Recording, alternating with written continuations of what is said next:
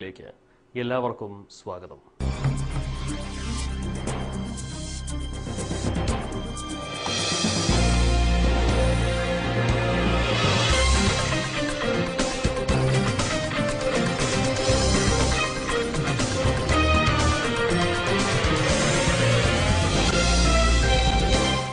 നമ്മൾ മലയാളികൾ കുടുംബ ബന്ധങ്ങൾക്ക് വളരെ വലിയ മഹത്വമാണ് കൽപ്പിച്ചിരുന്നത്. എന്നാൽ കാലഘട്ടങ്ങൾ മാറുന്നതിനനുസരിച്ച് ഇതിൽ കാര്യമായ മാറ്റങ്ങൾ വരുന്നു.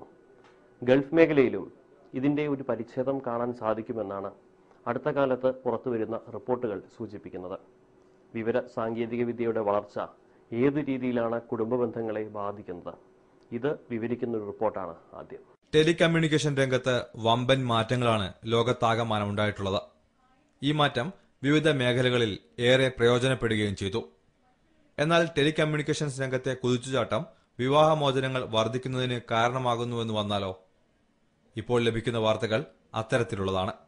കേരളത്തിൽ ഗ്രാമങ്ങളിൽ വരെ മൊബൈൽ ഫോൺ വ്യാപകമായതോടെ അവിഹിത ബന്ധങ്ങൾ വർദ്ധിക്കുകയാണെന്നാണ് റിപ്പോർട്ട്. ഇതിൽ ബലിയാടുകളാകുന്നത് അധികവും ഗൾഫുകാർ തന്നെ. ഗൾഫുകാരുടെ ഭാര്യമാർ അവിഹിത ബന്ധങ്ങളിൽപ്പെട്ട് കുടുംബം തകരുന്ന നിരവധി കേസുകളാണ് റിപ്പോർട്ട് ചെയ്യപ്പെടുന്നത്. ഈ ഒരു മാസത്തിനിടയിൽ തന്നെ യുഎയിൽ നിന്ന് ചുരുങ്ങിയത് 8 കേസുകളെങ്കിലും റിപ്പോർട്ട് ചെയ്യപ്പെട്ടിട്ടുണ്ട്. ഒരു മിസ് കോളിലോ റോങ് കോളിലോ തുടങ്ങുന്ന സൗഹൃദം പലപ്പോഴും കൊണ്ടെത്തിക്കുന്നത് സ്വന്തം ഭർത്താവിനെയും കുട്ടികളെയും ഉപേക്ഷിച്ച് കാമുകനൊപ്പം പോകുന്ന അവസ്ഥയിലേക്കാണെന്ന് മനഃശാസ്ത്ര വിദഗ്ധർ പറയുന്നു. അവിഹിത ബന്ധങ്ങൾ സജീവമാകുമ്പോൾ ഫോൺ ചോർത്തി യൂട്യൂബിലും മറ്റും സംഭാഷണങ്ങൾ പോസ്റ്റ് ചെയ്യുന്നവരും വിരളമല്ല. ഇമെയിൽ വഴി പ്രചരിക്കുന്ന ഒരു സംഭാഷണം ഗേൾ ഫ്രണ്ടിനും ലഭിച്ചു. ഹലോ, നീ എന്താ മുമ്പേ ഫോൺ കിട്ടിയത്? അത് ഹസ്ബൻഡിന്റെ പെങ്ങള് കയറി വന്നിട്ടില്ലേ? അവര് പോയോ? അവര് പോയി അപ്പുറത്തെങ്ങനെ ഉണ്ടാവും. എന്താ നിന്റെ ഭർത്താവ് വിളിച്ചാ? പുള്ളി ഇപ്പൊ വിളിച്ചിട്ട് വെച്ചേ ഉള്ളൂ. എന്താ ലീവ് കിട്ടിയാ? ലീവ് ഉണ്ടെന്ന് പറയണേ. ചിലപ്പോ അടുത്ത ആഴ്ച എങ്ങനെ വരുമായിരിക്കും. അടുത്ത ആഴ്ച? ആന്ന്. എത്ര ദിവസം ഉണ്ടാവും? ഒരു മാസം ഉണ്ടാവും. ഇനിയിപ്പോ അത് മെനക്കേടാവൂലോ. ഈ മൊബൈൽ നിനക്ക് ഉപയോഗിക്കാൻ പറ്റും? അപ്പോഴ് മൊബൈലൊന്നും കുഴപ്പമില്ല മോനു. വിളിക്കുന്നോണ്ട് കുഴപ്പമില്ലല്ലോ അല്ലേ? അല്ല, അത് പ്രശ്നോ? ഞാനൊരു കാര്യം ചെയ്യാം. പുള്ളിക്കാരൻ വരുമ്പോഴേക്കും ഞാൻ സിം അങ്ങ് മാറ്റി വെച്ചേക്കാം. പിന്നെ പുള്ളിക്കാരൻ വന്നു കഴിഞ്ഞാൽ എപ്പോഴെപ്പോഴും വിളിക്കണ്ട കേട്ടോ. അല്ല, ഞാൻ അങ്ങോട്ടേക്ക് വിളിച്ചോളാം. 2ഉം 3ഉം കുട്ടികളുള്ള സ്ത്രീകൾ വരെ ഇങ്ങനെ പുതിയ കാമുകനെ കണ്ടെത്തിയ യാഥാർത്ഥ്യങ്ങൾ നിരവധി. ഭാര്യയോട് അവിഹിത ബന്ധത്തെക്കുറിച്ച് അന്വേഷിച്ചതിനെ തുടർന്ന് സ്ത്രീധനം ചോദിച്ചുവെന്നും പീഡിപ്പിച്ചുവെന്നുമാണ് ഹംസയ്ക്കെതിരെയുള്ള കേസ്. 20 വർഷം കൂടെ താമസിച്ച ഭാര്യയാണ് ഇപ്പോൾ തനിക്കെതിരെ തിരിഞ്ഞിരിക്കുന്നുവെന്ന് ഹംസ പറയുമ്പോൾ അദ്ദേഹം കരച്ചിലിന്റെ വക്കിലായിരുന്നു. കല്യാണം കഴിച്ചിട്ടൊരു 10-20 വർഷം വരെ യാതൊരു പ്രശ്നവുമില്ലാതെ മുന്നോട്ട് പോയതാണ്. അപ്പോൾ പുതിയ വീട് വെച്ച് താമസിച്ചതിന് ശേഷം ഞാൻ ഒരു പ്രാവശ്യം നാട്ടിൽ പോയി വന്നു. അത് നല്ല ക്ലിയറായിട്ട് യാതൊരു പ്രശ്നവുമില്ലാതെ തിരിച്ചു പോന്നു. 2ാമത്തെ പ്രാവശ്യം പോയപ്പം വളരെ വിചിത്രമായ ചില അനുഭവങ്ങളാണ് എനിക്കുണ്ടായത്. എങ്ങനെയാണെന്ന് പറഞ്ഞാൽ ഭാര്യ കഴിയുന്നതും എന്നിൽ നിന്ന് അകലാൻ വേണ്ടി നോക്കുന്നു. മറ്റ് പ്രശ്നങ്ങളൊന്നുമില്ല. പിന്നെ ഒരു ഭാര്യ ഭർത്തൃ ബന്ധത്തിലൊന്നും താല്പര്യമില്ലാത്തൊരു അവസ്ഥ. 2ാമത് വീണ്ടും പോയപ്പോൾ പിന്നെ പ്രശ്നം വളരെ രൂക്ഷമായെന്ന് പറഞ്ഞാൽ ഒരു ഭർത്താവിന് സഹിക്കാൻ പറ്റാത്ത ഒരുപാട് അനുഭവങ്ങൾ അവിടെ ഉണ്ടായി എനിക്ക്. അങ്ങനെ ഞാൻ അവിടുന്ന് ഈ പ്രശ്നം എൻ്റെ വൈഫിൻ്റെ ഉമ്മയും ജ്യേഷ്ഠത്തൊക്കെ അറിഞ്ഞു. അങ്ങനെ അവർ വീട്ടിലേക്ക് വരികയും ഇതിനെപ്പറ്റി അന്വേഷിക്കുകയൊക്കെ ചെയ്തു. അങ്ങനെ അന്വേഷണങ്ങളിങ്ങനെ നടന്നുകൊണ്ടിരിക്കെ ഇതിൻ്റെ 3ാം കക്ഷിയായ ഒരാൾ ഇപ്പം ഖത്തറിൽ ജോലി ചെയ്യുന്നുണ്ട്. ഒരു യുവാവ്, ഒരു 10-24 വയസ്സേ ഉള്ളൂ പയ്യന്.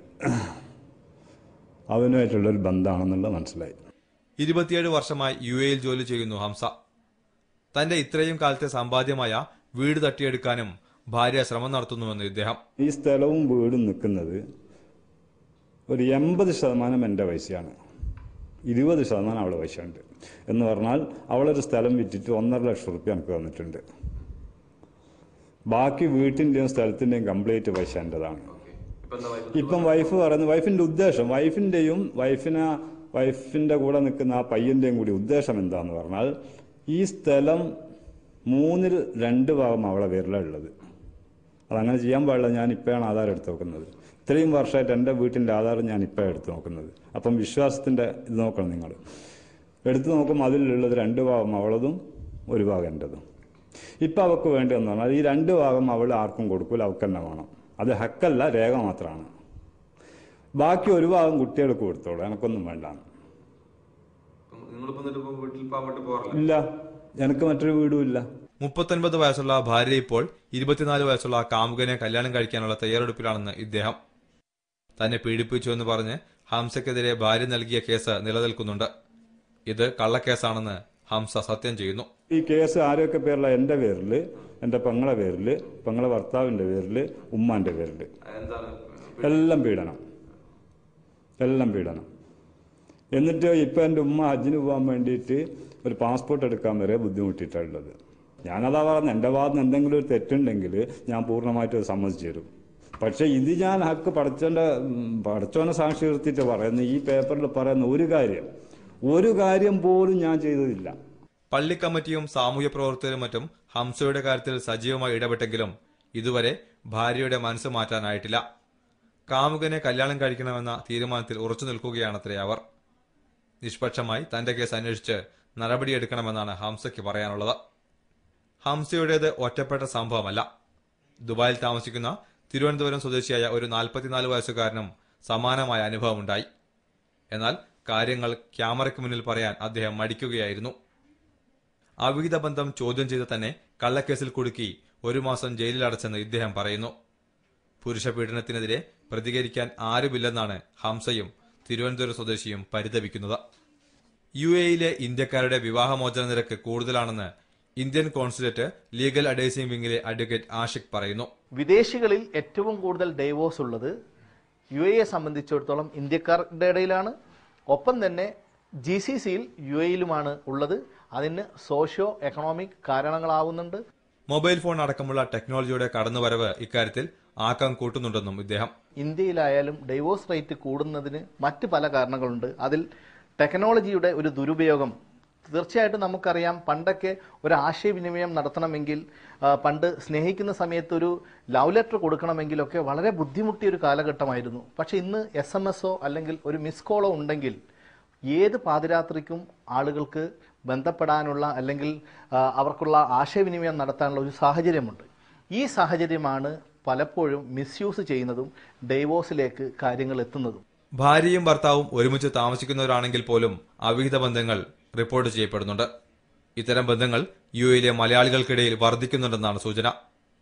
കുട്ടികളാണ് ഇതിൽ ഏറെ അനുഭവിക്കേണ്ടി വരുന്നതെന്ന് ആഷിഖ്. അവനവന്റെ ആ സമയത്ത് മാത്രമുള്ള സുഖത്തിന്റെ പിന്നാലെ പോകുമ്പോൾ ഉണ്ടാകുന്ന പ്രശ്നമാണ്. ഈ പ്രശ്നങ്ങളിൽ ഏറ്റവും കൂടുതൽ അനുഭവിക്കേണ്ടി വരുന്നത് ഇവരുടെ കുഞ്ഞുങ്ങളാണ്. മാനസിക സംഘർഷപര ആയിക്കൊണ്ട് ഭാര്യയും ഭർത്താവും തമ്മിലുള്ള പ്രശ്നത്തിൽ വീട്ടിൽ നിന്നുള്ള സ്വസ്ഥതയില്ലാതെ മാനസിക പീഡനം അനുഭവിക്കുന്ന എത്രയോ കുട്ടികൾ UAE-യിലെ സ്കൂളുകളിലുണ്ട്. അവർ പിന്നീട് ഒരു സമൂഹത്തിന്റെ ബാധ്യതയായി മാറും. അതുകൊണ്ട് തന്നെ രക്ഷിതാക്കൾ ഏതെങ്കിലും തമ്മിലുള്ള പ്രശ്നങ്ങളുണ്ടെങ്കിൽ അവരുടെ കുട്ടികളെ ഓർത്തെങ്കിലും ഒരു കൗൺസിലിങ്ങിന് പോകാൻ തയ്യാറാകണം. റിപ്പോർട്ട് ചെയ്യപ്പെടാതെ ആരാലും അറിയപ്പെടാതെ പോകുന്ന അവിഹിത ബന്ധങ്ങൾ ഇനിയും എത്രയോ. തൽക്കാലം സമയക്കുറവ് കൊണ്ട് മാത്രം ഉദാഹരണങ്ങൾ അവസാനിപ്പിക്കുകയാണ്. പ്രേക്ഷകരെ, നിങ്ങൾ ഈ റിപ്പോർട്ട് കണ്ട ശേഷം ഭാര്യയെ അല്ലെങ്കിൽ ഭർത്താവിനെ അകാരണമായി സംശയിക്കാതിരിക്കുക. മൊബൈൽ ഫോൺ അടക്കമുള്ള വാർത്താവിനിമയ ഉപകരണങ്ങൾക്ക് ഇങ്ങനെയും ഒരു വശമുണ്ടെന്ന് ഓർമ്മപ്പെടുത്താനാണ് ഈ റിപ്പോർട്ട്. പരസ്പര വിശ്വാസവും സ്നേഹവും ഉണ്ടെങ്കിൽ ജീവിതം സന്തോഷകരമാകുമെന്നതിന് 100 കണക്കിന് തെളിവുകൾ നമ്മുടെ മുന്നിലുണ്ടല്ലോ.